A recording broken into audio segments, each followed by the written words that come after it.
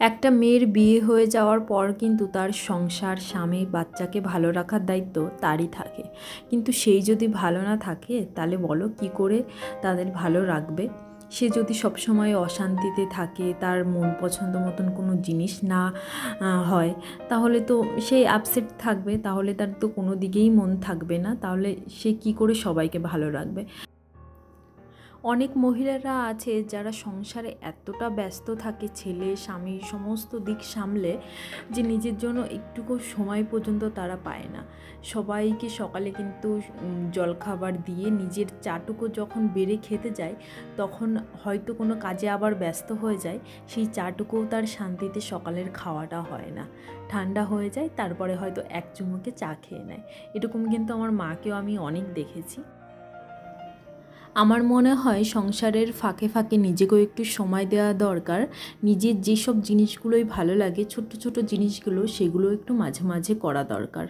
তাহলে দেখবে তোমারও খুব শান্তি লাগবে, আর তুমি খুশি হবে। যে জিনিসটাই তোমাকে একটু আনন্দ দেয়, সেই জিনিসটা মাঝে মাঝে করবে। একটু লোকের সঙ্গে কথা বললেও কিন্তু অনেকটা রিল্যাক্স ফিল হয়, সংসারের থেকে মানে আরাম পাওয়া যায়। সংসারে কাজকর্ম একটা প্রেশার থাকে না সবসময় মাথায়। এইখানে যেহেতু আমি কোয়ার্টারে বাবুকে নিয়ে একা থাকি, এবার হয়তো ঘরের বাইরে যখন বেরোই তখন একটু কারোর সঙ্গে কথা হয়, না হলে সেভাবে তো কারোর সঙ্গেই কথা হয় না। আর সত্যি কথা বলতে আমি বাড়িও সেভাবে ফোন করার টাইমই পাই না। এই ভিডিও এডিটিং, তারপরে টাইম টু টাইম বাবুকে খাবার খাওয়ানো, তোমাদের দাদাভাই সমস্ত কিছু, মানে সমস্ত কিছু এখানে কি বলো তো, মানে টাইমের মধ্যে আমার করতে হয়। সেই জন্য হয়তো বাড়ি থেকে যখন ফোন আসে তখন কথা বলে নিই যেটুকু সময় থাকে, এই আর কি। তারপরেও কিছু কিছু জিনিস যেগুলো আমার ভালো লাগে সেগুলো আমি করি। এই মানে যেরকম রান্নার কিছু কিছু রেসিপি বানাতে ইচ্ছা করে, মাঝে মাঝে করি। এই একটু ফুল গাছের যত্ন নেওয়া বাইরে, তারপর হ্যাঁ মাঝে আমার যখন ইচ্ছা হয় কারোর সঙ্গে কথাও বলি না, কিন্তু সেই সময়টাকে ফ্রি থাকলে ফোনে কোনো কাজ করি, কোনো কিছু শেখার থাকলে শিখিয়ে নিই।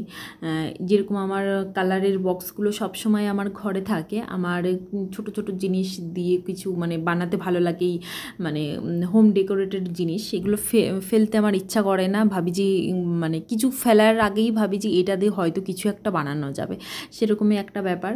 আর একটু পেন্টিং তো আমি করতেই পারি না, যাই হোক ফোন দেখে দেখে একটু মানে করার খুব ইচ্ছা। তা কদিন ধরে কেক বানানোর খুবই ইচ্ছা রয়েছে, তা কেকটাও একটু বানাবো ভাবছি, ইউটিউব দেখে যেটুকু শিখেছি। তোমাদের দাদাভাই সমস্ত কিছুই কিনে দিয়েছে, যে কেক বানানোর মানে মোটামুটি কেক বানাতে যেই জিনিসগুলো না হলেই নয়, সেই সমস্ত কিছুই একটু রয়েছে। তা তোমাদের সঙ্গে অবশ্যই শেয়ার করব। তোমাদের দাদাভাই তো সকালে চলে গেছে, তা আজকে মনে ইচ্ছা হচ্ছিল যে এইভাবে আমি ব্রেকফাস্টটা বানিয়ে খাবো। তা তার জন্য সমস্ত কাজ সেরে নিয়েছি, কিন্তু একটু লেট হলো, এই আর কি। আজকে সকাল সকাল তো জামা কাপড় দিয়ে মানে ধোয়া হয়ে গেছে, কারণ বাইরে একটু মেঘলা মেঘলা রয়েছে, সেই জন্য সমস্ত কাজে বাসি কাজ সেরেই কিন্তু সকালের জলখাবারটা খেয়ে নিচ্ছে। আমি কিন্তু জলখাবারটা আগেও খেয়ে নিতে পারতাম, কিন্তু ভাবলাম না, আমি সমস্ত কিছু ক্লিন করে নিজে একটু রিল্যাক্স করে বসবো, এই টাইমটাই যে ব্রেকফাস্ট নিয়ে আমি বসবো।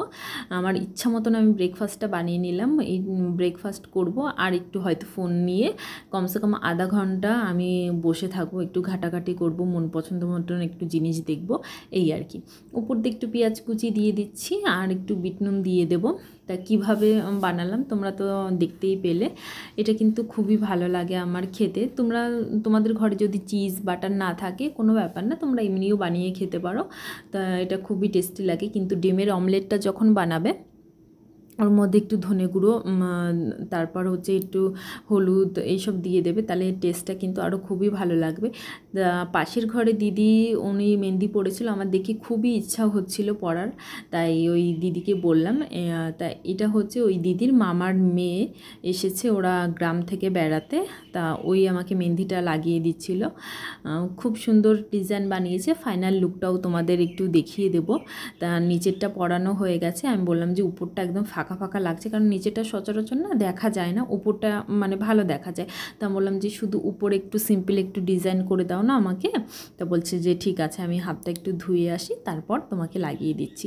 অনেক দিন বলতে অনেক বছর পরে কিন্তু মেহেন্দি লাগালাম। দেখো ফাইনাল লুকটা কি দারুণ এসছে না? বাইরে যেহেতু একটু মেঘলা রয়েছে তার জন্য ঘরের মধ্যে একটু অন্ধকার, আর সেরকম ভালো ছবিও আসছিল না, তাই ভাবলাম এই সুন্দর ফুলটার সামনে হাতটা রেখে কটা ছবিও তুলে নিই আর তোমাদের সঙ্গে একটু শেয়ার করে দিই। তারপর মোটামুটি তো সারাদিনের কাজকর্ম হয়েই গেছে, আর তোমাদের দাদাভাই একটু ডিম নিয়ে এসেছিলো, এবার বেশি করেই ডিম নিয়ে এসছে, কারণ আমরা তো দুদিন পরেই চলে যাব, মানে বাড়ি যাচ্ছি এই আর কি। তা যাওয়ার সময় টিফিনে আবার ডিম সিদ্ধ, বাবুর তো ও টেনে হয়তো একটু খেতে পারে, সেই ডিম সিদ্ধ, ডিমের কারি যাই বানাই একটু নিয়ে যাব বানিয়ে। বিকালের দিকটা দেখো কী যে ভালো লাগছিল, বাইরে জামা প্যান্ট পরে বেরিয়ে একটু ঘুরে বেড়ালাম, ঠান্ডা হাওয়া চলছিল, বেশিক্ষণ ঘুরতেও পারিনি, হঠাৎ বৃষ্টি নেমে এসছে, আর বৃষ্টির আওয়াজ তোমাদের শোনাই, চলো।